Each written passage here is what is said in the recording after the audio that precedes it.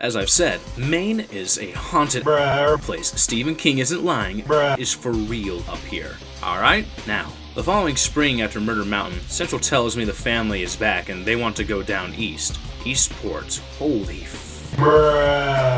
far away. Hey, new Escalade. And I like the family anyway. BTW, piss and smell wouldn't leave the air system of the SUV, so we ditched it and upgraded to a new one. We're up to the airport. Everyone's happy to see me.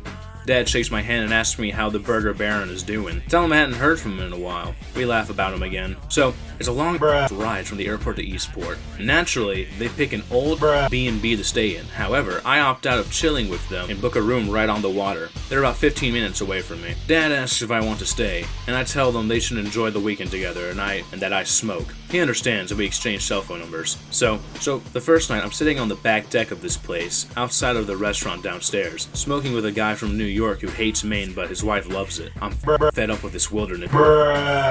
He tells me, waving his Jack and Ginger around. I know what it is because I ordered a peach smoothie and the bar handles everything but coffee and soda. Preach it to the choir. If I could afford it, I'd be in Japan. Why Japan?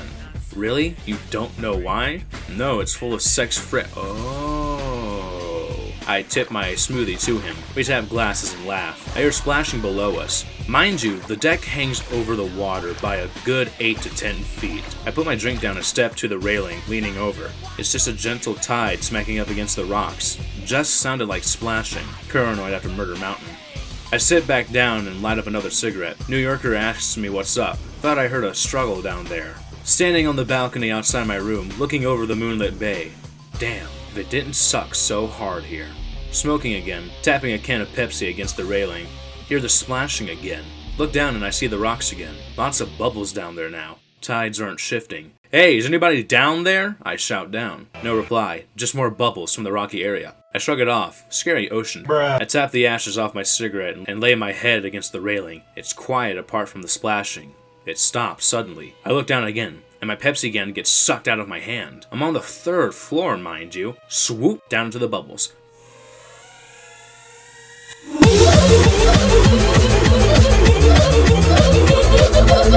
I throw my cigarette after it and turn away from the railing. The splashing starts again and my Pepsi can is smacking against the rocks. Smacking gets rhythmic. Tap, tap, tap. Pause, pause, pause. Tap, tap, tap. Pause, pause, pause. I go down and put it into the noise. There's a rocky beach down there under the deck, and I climb down to get the Pepsi can. Why the am I doing this? Oh yeah, too paranoid to listen to ghosts tap the can all night. I lean out over the rocks and grab the can. I pull it up out of the water and dump the seawater out of it. I climb back up from the beach and toss the can into the trash nearest where I climbed up from. As soon as the can hits the bottom of the barrel, I hear a boat rub up against the dock. It's gonna eat me! I spin around with my fists up like I'm gonna punch the kraken or something. Oh, it's just the boat. This is God telling me I need to stop smoking. I set my hand down on one of the pylons that poke up from the dock supports, and I discover my cigarette is under my hand. Huh, lucky me.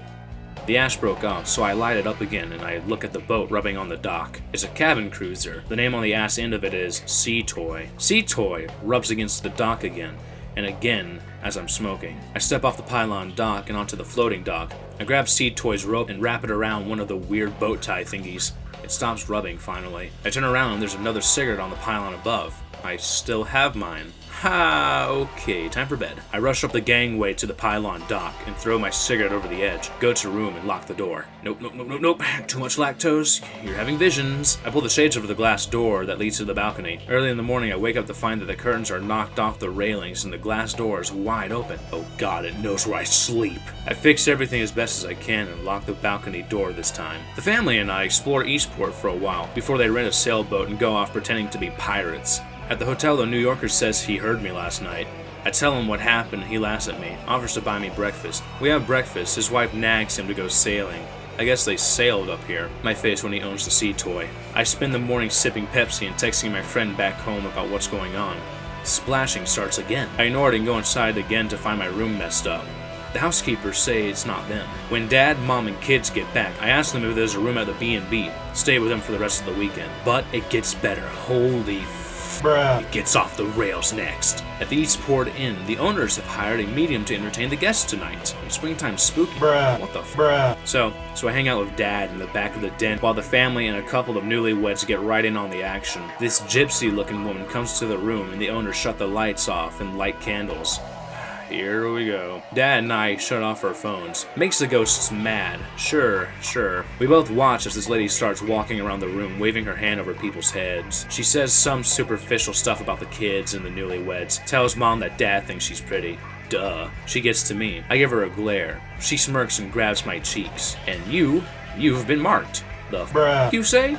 Marked. I'm freaked out now. You're marked. Something to do with your smoking. Oh, hell nah. I pull her hands from my face and Dad waves her off. What was that all about, he asks. I explain the cigarette and the sea toy, my room, and the splashing. He shakes his head. He doesn't know about Murder Mountain, by the way. I rub my forehead as she goes on about the maiden that died at the docks. Men's husband drowned her after she fell in love with a highwayman. Dad nudges me. I wave a hand, too interested not to listen to her. She goes on and says that the husband killed her when he smelled the cigar of the highwayman on her. Dad begins to chuckle. I nudge him and he starts laughing out loud. I get up and leave. The weekend goes off without a hitch. We leave Eastport and Dad teases me about my ghost girlfriend the entire way back to the airport.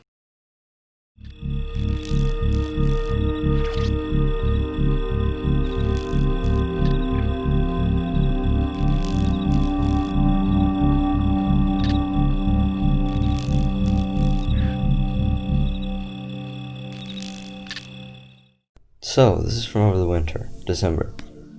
Have a regular transport with a mentally challenged client. Cool guy, not big on the talking, unless it's a pretty girl. Driving on a sloppy road, plow guys are slacking. Splish Splash might be taking a bath soon. So I slow down as we come down the steep hill, and the tires give. I ascend that the car starts to come around like the trunk is going to lead the way now. Oh, no. I cut back into the drift and tap the accelerator so the rear end straightens up. Fishtail for maybe 100 feet until we get to the bottom of the hill. Phew. My client, let's call him Shyeyes, giggles a little and I laugh too. We're friends. I'm stopped, giggling like a little kid when a blue light appears in my rear view. Cops? He's not having an accident, illegal now? Nope. Something comes over the hill and up into the air, Duke Boy style. Slush and shit rains around my car, and being an idiot, I cover my head like I'm gonna get rained on in the car. Derp. Blue light comes over the top of my taxi. 8 a.m. in December. Old Mr. Sun is just getting up. Orange skies frame this icy blue triangle that glides just above my car and slows down like it's saying sorry. Shyeyes leans up to the glass of the windshield and looks up at it. I keep away from the glass. It doesn't fly away, it just fades out. It kinda reminded me of the condensation evaporating off of cold glass. Shyeyes doesn't remember it like I do. He just remembers being a dumbass and literally getting us killed pretending to be Paul Walker.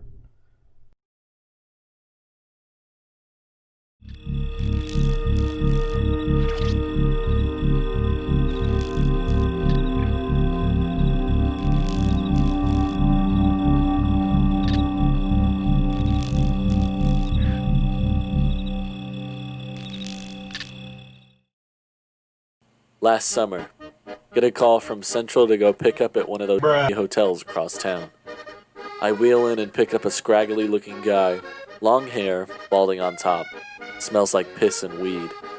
He asks me to turn off the car radio and my taxi radio. I can't cut communications with Central.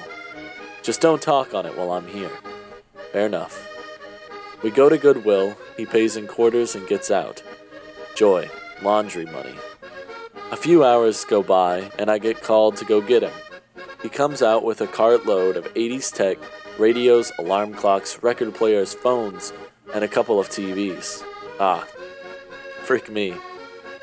I help him load all of it, and we go back to the hotel, but stop at a mom-and-pop food shop so he can pick up a couple bags of frozen dinners.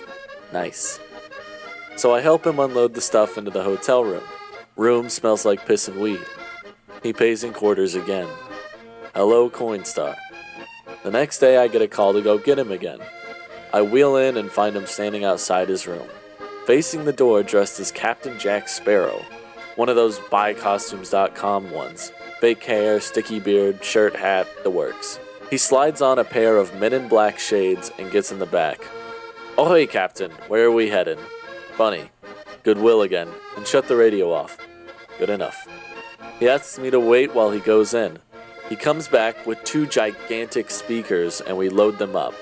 I help him unload them. He's nailed the radios to the wall. The clocks are hung like Christmas lights. The record players are playing in reverse, and the TV screens are linked with bare copper wire in the shape of a square. He pays in quarters again. "Hey, it's probably not okay to nail stuff to the..." He shuts the door in my face and I hear him lock it up. "Okay, well, see you for breakfast then," I ask jokingly as I go back to my car. A few days go by and I get a call from Central that the police department needs to come pick up someone at the hotel this guy was at. Captain Quarterbag must have gotten busted for defaming property. I roll up and get out. My cop buddy is the one who called. He tells me that Captain Quarterbag got his hands on a shotgun and shot his caseworker when she finally tracked him down. Vietnam War veteran. She's in ICU and he's nowhere to be found. He opens the door and this guy has gone epileptic Spider-Man all over the inside of the hotel room with copper wire. I look to my cop friend who then asks me what I know about this stuff. I confess to knowing that he nailed stuff to the walls, but not this level of crazy. I tell him about the stuff he bought and how he dressed. A few weeks go by and my cop friend calls to tell me now that the investigation is over and I should probably know that they found him cocooned in the copper wire. His body was all charred up and jerkied, having been cooked by the wiring. Why did I need to know this? He tells me not to take it personally, and in the future to tell him then if weird stuff like this happens. So I should just have you on speed dial? Morning, noon, and night, he said. We don't talk about that, at all. I never saw any of the guy's body, but it just sounds disgusting anyway.